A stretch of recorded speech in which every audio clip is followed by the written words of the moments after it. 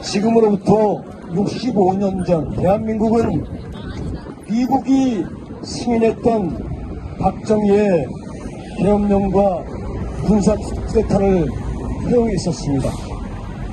그리고 그 20년 뒤인 지금부터 45년 전 광주에서의 계엄령 또한 대한민국은 허용하고 말았습니다. 그러나 시민 여러분, 이번에 윤석열이가 사행했던 13 계엄, 바로 우리 국민들이 막아냈습니다. 그래서 저는 과감하게 광화문 사걸 지나시는 서울 시민 여러분들에게 애국 시민이라고 얘기하고 싶습니다. 13 계엄을 막아낸 우리 국민들, 참으로 위대한 국민들입니다. 위대한 국민의 승리가 바로 13 계엄에 대한 진압이었습니다. 그렇지만 서울 애국 시민 여러분, 윤석열의 12.3 계엄으로부터 시작됐던 윤석열의 내란은 지금도 여전히 지속 중에 있습니다. 12.3 계엄을 윤석열의 1차 내란이라고 한다면 윤석열의 2차 내란 또한 있습니다. 바로 윤석열을 지지하는 세력들이 폭도로 변해서 1월 19일 서부지법을 습격한 이른바 119 서부지법 난동사건, 이렇게 윤석열의 내란은 지속되고 있습니다. 결국 우리 애국 국민들이 윤석열의 1, 2차 내란이 이어지고 있는, 지속되고 있는 내란을 기어코 막아낼 거라고 하는 확신이 듭니다.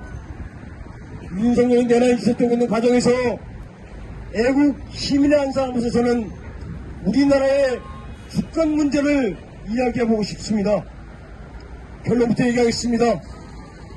우리 대한민국 군사주권이 있는 나라입니까?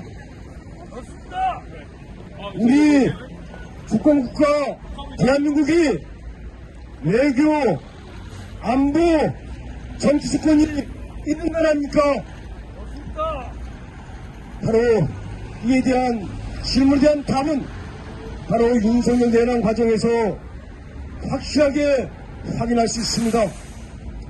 12.3 내란 과정에서 있었던 계엄군의 헬기를 통한 국회 진입, 여기에 굉장히 중요한 대목이 있습니다. 평시작전권을 갖고 있다고 하는 우리 대한민국이, 그러나 6개 항에 대해서만은 여전히 한미연합사령관이 갖고 있습니다. 그중 하나가 바로 정찰, 정보, 지휘권입니다. 용산, 영공을 거쳐서 국회까지 가는 데 있어서 헬기가 통과하게 됩니다. 이것을 공군작전사령부가 지휘 관할한다고 되어 있지만 사실은 그렇지 않습니다. 바로 정보, 정찰, 지휘권은 여전히 한미연합사령관, 중앙미군 사령관이 갖고 있는 것입니다. 헬기로 영공을 통과했던 것, 이것이야말로 바로 미국이 12.3 계엄을 묵인했다고 하는 실질적인 근거가 되고 있습니다. 이제부터 얘기할 수 있는 것, 우리나라는 결코 군사주권을 갖고 있는 당당한 대한민국이 아니라고 하는 사실입니다. 군사주권 관련해서 또 하나 있습니다. 국민들이, 서울 시민들이 너무나도 잘 알고 있는 지난해 10월 평양 무인기 침투 사건, 김용현 국방부 장관이 정보서와 함께 한 것으로 되어 있습니다. 그렇다면 백령도를 통해서 평양으로 날아갔다고 하는 드론에 대한 관할 지휘권을 누가 갖고 있겠습니까? 국방부 장관이 갖고 있지 않습니다. 대한민국 통수권자라고 하는 윤석열을 갖고 있지도 않습니다. 바로 문재인 사령관이 군사분계선의 관할 지휘권을 갖고 있는 것이 엄연한 사실이자 현실입니다.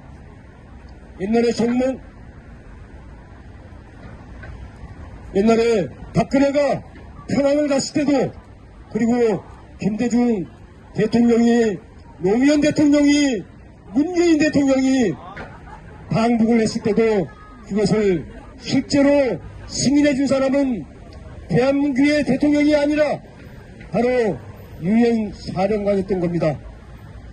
지난해 10월 평양 무인기 사건에 대한 결정권은 김용현도 윤석열도 아니라 바로 당시 유엔 사령관이었던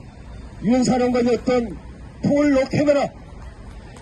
러케마라가 결국 묵인했던 겁니다. 이처럼 대한민국은 군사주권을 갖고 있지 않는 나라입니다. 광화문을 지나시는 애국 시민 여러분, 5월달에 대선이 열려 가능성이 커지고 있습니다.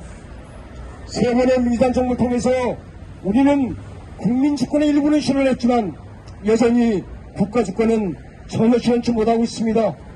5월 이후에 들어서는 새로운 민주정부는 진정으로 대한민국의 당당함을 실현할 수 있는 새로운 민주정부, 진짜 민주정부를 수립하는 데 있어서 우리 시민 여러분들의 역할은 참으로 크다고 할 수 있겠습니다.